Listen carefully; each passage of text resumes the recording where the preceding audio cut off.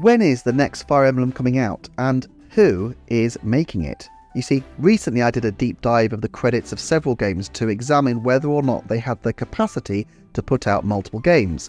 First I looked at EPT10, who produced Pikmin and Super Mario Bros. And for a long time alternated between developing these titles. More recently I looked at EPT5, who for the last decade have been working on either Splatoon and Animal Crossing primarily at any one time. But another request that's come in has been for Fire Emblem.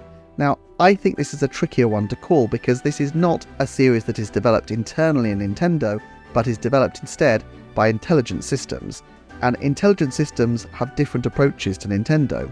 Compared to most wholly owned Nintendo first-party franchises, you'll notice that Fire Emblem games release at a much more regular cadence.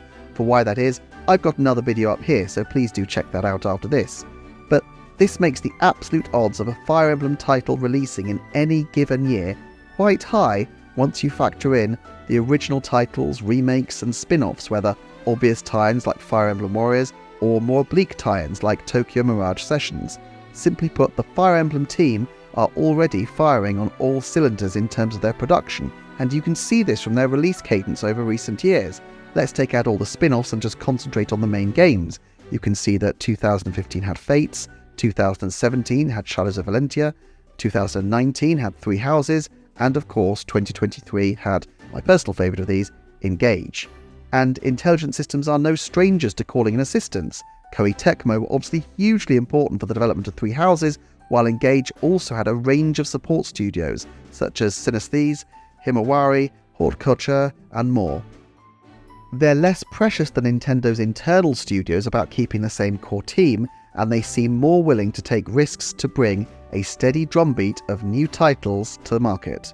Reviewing that list of the last decade, there are fairly regular 2-year releases, except for one big gap in the middle on Switch, and rumours have been circulating about the prospect of another Fire Emblem game still to be released, potentially one that's already been completed, and that is a remake of Fire Emblem 4 that could be sitting on a shelf somewhere. Nate the Hater's talked about it on his podcast multiple times with some confidence, and even setting aside rumours, there are lots of other reasons to believe a Fire Emblem remake is imminent. For one, it's been a long time since there has been a Fire Emblem remake, and there has been none on the Switch so far, although of course there was a NES re-release. Secondly, the precedent of the DS and 3DS shows that Intelligent Systems are happy releasing remakes in the late period of handheld consoles. So what we're looking for is less a major team that's capable of developing a spin-off, Intelligent Systems would be able to find someone like that, but rather a likely candidate to lead that development. Going back to Fire Emblem Echoes Shadows of Valentia, there were 3 directors credited. Toshiyuki Katsukihara went on to develop Three Houses. That was 4 years ago, so while it's possible he went on to develop what will become the next console's Fire Emblem, it's also conceivable that he made a stop-off on the way to direct the next Echoes title. His co-director on Valentia, Kenta Nakanishi, is out of the running here as he went on to develop Engage, and it seems unlikely to me that he'd be directing 2 Fire Emblems at once. And the third member of the trio is Genki Okota, who is not an Intelligent Systems employee at all, but works with Nintendo's EPT2 production group. Now, he's been pretty busy the last few years, being promoted to a producer in 2020 and co-directing Xenoblade Chronicles 3, releasing in 2022. The likelihood of him dropping all that to direct a Fire Emblem remake is, I'm afraid, quite low. But of course, it's not just the senior figures who would be likely to take on a remake, and it's worth looking at the tier of game developers just below to see if there are people who might be ready to progress into the director's chair. Many of these people have credits on other recent Fire Emblem games, but one name stands out, and that is Naohiro Yasuhara. Credited for game design and lead planning on the last Fire Emblem Echoes game, he is the most senior person under the directors, but what makes him stand out all the more is that he has no credits to his name since Shadows of Valentia. There are 2 possible explanations for this. The first is that he's left the company. There's some evidence to back up that this might be the case.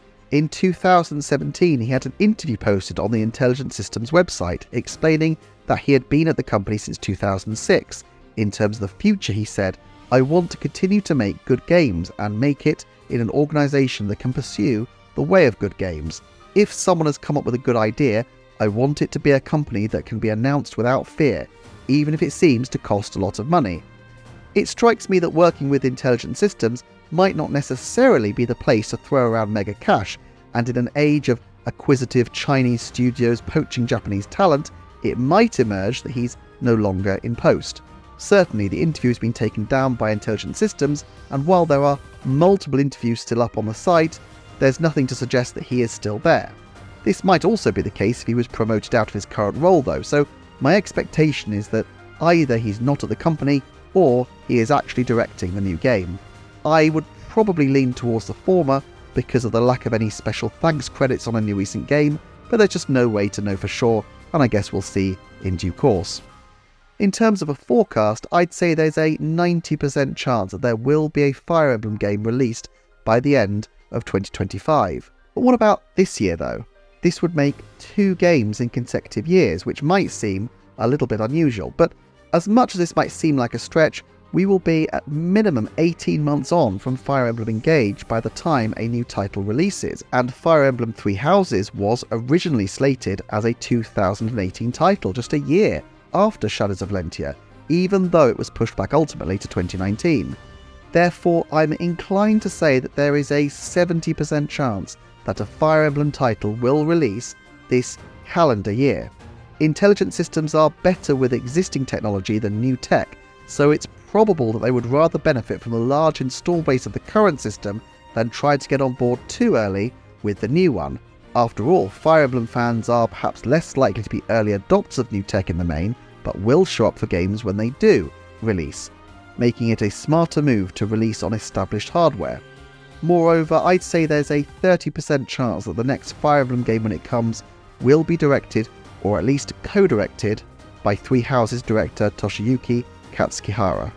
I will confess that while I love tactics RPGs, Shining Force 2 and 3 are 2 of my all-time favourite games, I have always liked rather than truly loved Fire Emblem. Personally, I definitely prefer the brighter, pacier, more combat and tactics focused Engaged over the rather washed out look, grim tone and elaborate relationship mechanics of Three Houses, even though I really admired Three Houses as a game, but even then the stories don't tend to stick with me and I mostly just enjoy the actual combat. I'm sure there are many wise people in the Fire Emblem community who might have more insight than me, and so I would really appreciate your feedback.